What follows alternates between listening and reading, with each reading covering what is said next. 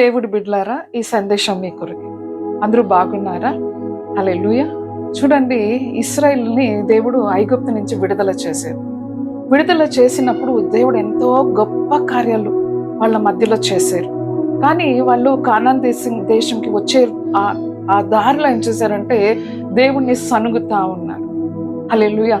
దేవుడికి చూడండి ఎంత దుఃఖమై ఉంటుంది, ఎంత అద్భుత కార్యాలు అక్కడ వాళ్ళ మధ్యలో చేశారు. కానీ యోబుని మీరు చూసినట్టయితే యోబు అన్ని ఆశీర్వాదాలతో ఉన్నారు, కానీ అన్ని కోల్పోయినప్పుడు కూడా ఆయన ఏం చెప్పారంటే దేవుడిచ్చారు, దేవుడు తీసుకున్నారని దేవుడి నామాన్ని మహిమపరిచారు. ఈ రోజుల్లో చూడండి, చాలా మంది దేవుడి దగ్గర అద్భుతాలు జరిగినప్పుడు సంతోషంగా వస్తారు, కానీ ఏదైనా ప్రాబ్లము శోధన వచ్చిందంటే దేవుడి దగ్గర నుంచి దూరం వెళ్ళిపోతా ఉంటారు. ఆ శోధనలు ఎందుకంటే మమ్మల్ని అది ఒక పరీక్షలాగా నెక్స్ట్ లెవెల్కి తీసుకెళ్ళడానికి ఆ పరీక్ష దేవుడు మనకి ఇస్తూ ఉంటారు.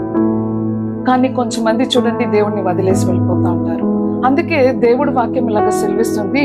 కీర్తనలు 50వ అధ్యాయము 22వ వాక్యం ఇలాగా సెలవిస్తుంది, దేవుని మరచువారులారా.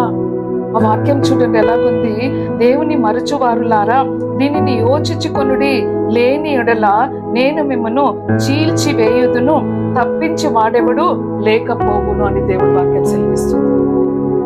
ఈ వాక్యం ద్వారా దేవుడు మనకి ఒక హెచ్చరిక ఇస్తా ఉన్నారు.